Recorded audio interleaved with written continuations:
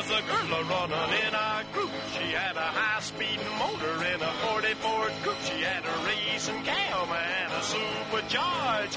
Look at Buddy, hot rod and large. She's a hot rod. She's a hot rod. I don't agree with this, and I want to tell you why. California on Thursday approved a groundbreaking policy to wean its trucking industry off of diesel fuel by requiring manufacturers of a rising number of zero-emission vehicles. Starting again now in 2024. That's not that far away, guys.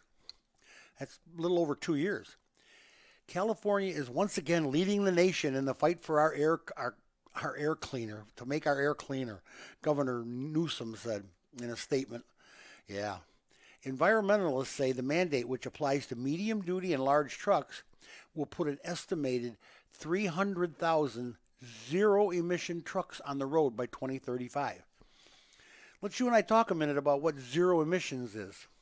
Zero emissions would mean it would have to be propane or hydrogen or all electric.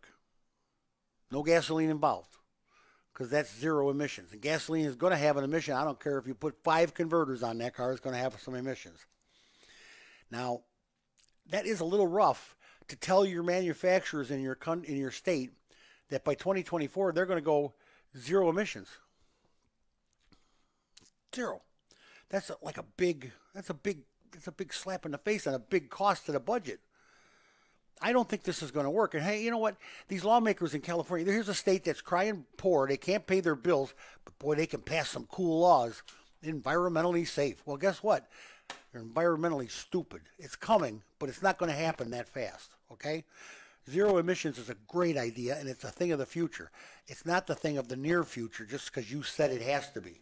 So you said, excuse me, so you said it's hydrogen, propane, and hydrogen electric. Or propane or electric. And for it to, obviously, you know, I myself drive forklift and stuff, and we use propane for that one and everything like There's that. But nothing coming out the tailpipe in no, that baby. But for an electric, I mean, we've seen Tesla with it and their way how I forgot natural gas. It could be natural gas. Natural gas, okay. Because that burns clean. How will, if you're gonna make it in one state that has millions of people in it, for everybody to have one in by like what 12 years, I think you said from 2 years, 2024. 2024. They figure there'll be 300,000 on the road by 2035. That's the one. That's where I got confused. 2035. Yeah, but they want them to start building them in 2024. They want to change the way they're making their cars and their trucks. They're worried about the trucks mostly. I can see the big delivery trucks. Well, I want to see what the diesel industry has to say about that, because that's a big step. That's a big step. Hey, you know what it is? J.D. Power, I don't know how many people really believe in them, but I, for one, I read them. I like their studies. I like to see what they're saying. I don't always agree with them, but hey, the first time ever, Dodge was the first domestic brand to sit on top of the J.D. Power quality scoreboard. And, of course, Tesla ranks last, but that's unofficial. Everything about Tesla is unofficial when they do a study because they won't tell you anything. Dodge became the first domestic brand to claim the top spot in J.D. Power's annual report card on a new vehicle quality, while Tesla unofficially finished last in its debut appearance in the study, now in its 34th year. Genesis was the top luxury brand for the 4th year in a row. That's a Kia or a Hyundai. That's the fancy version of a Hyundai. The industry average, 166 problems per 100 vehicles. Hello? Was much higher. That means 66 vehicles got 2 problems. Average. Was much higher than last year's average of 93 problems per 100. Well, that's not bad because there's 7 vehicles out of 100 that didn't have any problems at all. Because the study was redesigned this year, though, for the first time since 2013, and it's adding questions about a number of technologies that didn't even exist in 2013. We're doing more stuff now, more hands-free phones and lane keeping assist and that kind of stuff, self-braking.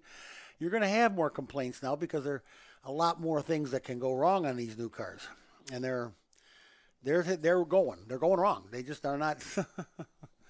It's not happening. They got to get the glitches out, and they will. They'll get the glitches out. It's a beautiful country. It's a beautiful industry, and they will fix it. What is the most American-made car? What's the most American car on the road? Are you ready? Ford Ranger, the Ford Ranger, Jeep Cherokee, and the Tesla Model S have the most American content in their vehicles. What is the most American car? The Ford Ranger tops the Cars.com 2020 American Made Index, released yesterday. That's 2 days ago now. But the answer for the American-made import badged vehicles isn't so simple. The annual study found that Honda had a greater percentage of American-made parts or American-made cars than GM or Fiat Chrysler, which is the parent company of iconic American brands such as Jeep, Ram, and Dodge. The big three automakers of Ford, GM, and FCA aren't even as American-made as the California electric-made Tesla. Yay. Elon, you done something right for once, buddy. Good for you. I like it. Well, stick a fork in them. The Toyota, and I know people that love these little cars. The Toyota Yaris sedan and the hatchback, gone. Won't return for 2021. They just never caught on. But, and in spite of the fact, actually, that they were Toyota's least expensive model. They were really cheap. For now, the most affordable 2021 Toyota model may be the Corolla sedan, which starts for less than $20,000. Well, hey, they never caught on. The Yaris, I know several people that own them, but that's the only people I know that own them. I mean, that's the only cars I ever saw, the Yaris's. You just don't see them. Here's some interesting statistics for you. And I did a little compiling here over the week because I got a lot of time on my hands these days. Right. Convertibles for 2020. If you want a convertible, if you're a drop top kind of guy, Eric, you know how guys like to have that convertible top down. The number one under 20, and these are under $35,000. The cheapest one is the Mini Cooper, of course, but I wouldn't recommend that to anybody. The Fiat Spider. Another one I wouldn't recommend. The Mazda Miata. Nice little car. That is a nice, sharp little car. I won't fit in. I can't get in it. The Ford Mustang and the Chevy Camaro both are just under 30. They're 34,000 something. So, but the other ones are a lot cheaper. The Mini Cooper, actually, I think the way they're going, if you wait long enough, Mini Cooper's going to give it to you. they're going to say, "Come take me." Now, you didn't even know when this was happening. I guarantee you did not know this was happening. But you should know now. These cars are being brought back to life. And I'm going to tell you the names. You're going to say, no, they've been around. They have not been actually built. Here's an example. It's been 10 years, 11 years since the Jeep Cherokee, not Grand Cherokee, but Jeep Cherokee has been built. They brought the Jeep Cherokee nameplate back this year. There has been, believe it or not, there has been no Lincoln Aviator. It's been 13 years. Chevy Blazer, the actual Blazer, not Trailblazer, but Blazer. That hasn't been used in 13 years. The Honda Passport, who cares? 15 years. The Toyota Supra, that's their little hot rod. It has been 16 years since they built the last Toyota Supra with a nameplate. Chrysler Voyager. Now think about this, because there's a lot of Voyagers out there. There's a lot of town and countries. There's a lot of different vehicles. But the actual Chrysler Voyager, that name tag has not been used in 19 years. The Jeep, this is the best one. The Jeep Gladiator, brand new this year. The Jeep Gladiator has not been used. That name tag has not been used in 30 years. 30 years and it's back. You believe that? 30 years, Eric. 30 years they have not made a Jeep Gladiator, and now this year they're making one. Yeah, I was born in 91, so yeah, 30 years. Here I don't even remember the Gladiator, to be honest with you. I'm trying to think. I get it. I'm telling you. There's so many. There's more here. The Ford Ranger has been gone 7 years. It's back. The Chrysler Pacifica was gone 8 years, and it's back. Here, Chevy Trailblazer now. That's been gone 9 years, and it's back. I know a lot of people that love their Trailblazers. The Chevy Trailblazers, they were great cars. People actually loved them. It's crazy, but it doesn't seem like they've been gone. Can you imagine the Jeep Gladiator? You haven't seen a brand new Jeep Gladiator in 30 years till this year? I suppose. I mean, I'm not a student of Jeeps. I don't study them, but I guess that's right. That's the report. Ford Motor Company. This is a great story, but these two got to be done together. I want to keep this right after the break. We'll come back and we'll talk about this story. This is about the Ford pickup trucks. Okay, I see which one you're talking about the Gladiator now. Yeah, they look like sort of kind of like the Humvees. Yeah, they do. They look kind of mean and tough. Yeah, I seen a few like the new Wranglers have that new style too as well. Like they're ready to go to war. The Rubicon had those. Okay, so but they never had. Okay. Now I know what you're talking about. Yeah, it's cool, ain't it? It's been a while. This is a story I got to tell you about my Ford F-150, which I don't have one, but I like them. The Ford Motor Company is striving to maintain its full pickup dominance by redesigning the F-150 to incorporate and improve upon some of the most popular features that rivals have added in unsuccessful bids to dethrone Ford. Ford is still number one pickup in the country, in the world. The 14th generation pickup unveiled virtually Thursday evening is expected to offset the best-in-class towing, payload,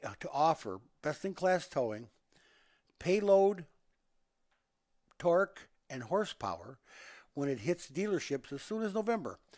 Get this, the pickup will also include a functional tailgate upgrades, similar to what GM did with their Sierra.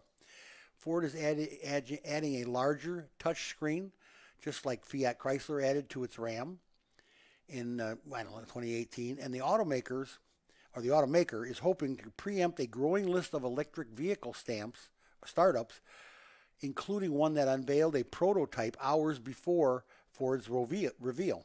Looking for a slice of the profitable segment offered by hybrid powertrain and mobile power generators across all trims or all kinds. I'm telling you, they're going to have some really exciting stuff. Real good stuff. And the pickup truck they want to keep it number one. They're going to do it. And here's why. The Ford F-Series pickup truck cash haul ranks right up near iPhone among U.S. products. All right? The almost 900,000 F-Series pickup trucks sold last year generated about $42 billion in revenue, according to a study the automaker commissioned from the Boston Consulting Group. $42 billion worth of Ford pickup trucks. On its own, the F-Series emblem is larger than McDonald's, Nike, Coca-Cola, and Starbucks. Wow. The F-Series line of trucks supports roughly 500,000 jobs, contributes $49 billion annually into the U.S. gross domestic product. Woo! This baby is huge. And you know what? That's why Ford is pulling no stops or pulling out all stops to keep that baby current and number one in the whole deal. And I can see why too. I'm already looking pictures at it right now and going picture to picture, frame to frame. It looks pretty. I'm not a pickup truck guy myself. No, I'm not either. But they're aluminum too, you know. Yeah, they are, and it looks. It looks sharp. I know a guy that crashed his little fender bender, but he made a dent in it. Came out perfect. Really? I don't know how they did it with the aluminum, but hey, when you're above McDonald's, Nike, Starbucks, oh yeah, you know you're doing something good. You're doing something right. You're doing something right. I mean, I can't even straighten out my tinfoil when I eat my sandwich at lunch. I try to smooth it out. It can't get smooth no more. It can't. All right. Audi says is open. They're opening some California research and development offices for automated driving. Let's talk about a little bit now about the automated driving systems. This is where we're at now, and this is going to be the thing of the future. And here's what's happening across the globe on this. Audi says it has opened a new automated driving development office in Silicon Valley to help the German premium brand develop advanced driver assistance programs for their North American vehicles. The office in San Jose, California, eventually will be home to more than 60 engineers to develop new functionalities catered specifically to North American Audi customer needs. This according to Frank Grosshauser. Grosshauser, that's a good German name. Senior Director for ADAS for Audi of America. The office will focus on development of Level 2 Plus systems. You know they have the levels. 1, 2, 3, 4, 5. 5 being the full autonomous. So this 2 Plus is it's a step above self-braking. It's going to have of course the lane keeping and all that other stuff and all the sensors. My new Ford's got that. I got the blind spot warning where it lights up the mirror in case I figure something's come up alongside me. Like I usually look though. Volvo and Waymo are partnering to build self-driving cars. Here we go. Waymo and Volvo cars have agreed to develop a self-driving electric vehicle designed for ride-hailing use as part of a new global partnership. These are the companies announced last Thursday. Waymo is a unit of Silicon Valley's Alphabet Inc., said it will be the exclusive global partner for Volvo Cars for developing self-driving vehicles capable of operating safely without routine driver intervention. Waymo will focus on the artificial intelligence for the software driver. Volvo will design and manufacture the vehicles. The company said Waymo will work with Volvo's global brands also, including Polestar and Lincoln Company. Lynk. Volvo is owned by China's Zhejiang Geely Holding Group. Geely, I think there's an American tycoon that's got some money in Geely. Has a separate agreement to deliver vehicles to ride-sharing company Uber Technologies that Uber will equip to operate as self-driving vehicles. Volvo Cars is continuing to deliver cars to Uber. Uber's development of self-driving technology was disrupted. You might remember this after a self-driving Volvo crossover operated by Uber struck and killed a pedestrian in Arizona in 2018. I know we talked about that. Yeah, and of course Uber's cutting staff and everything else, but they're all going to bed to make these cars, and they're all going to start with, you're not going to be able to buy a self-driving car for you to have in your garage and take you to the store and that. But the ride-sharing companies are going to be the pioneers of this, and I think that's how they're going to end up finally getting you to be an individual owner of something like that. On a backward step, BMW and Mercedes have put self-driving alliance on hold. They are not.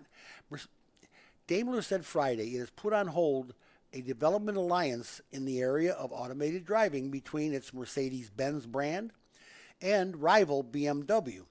Mercedes-Benz is owned by Daimler. BMW, I believe, is owned by Volkswagen. Following extensive review, the two companies have arrived at a mutual and amicable agreement to concentrate on their existing development paths, which may also include working with new partners. Sounds like a breakup to me. Sounds like a divorce. We're agreeing to see other people. We're going to see other people. I guess that's what that is.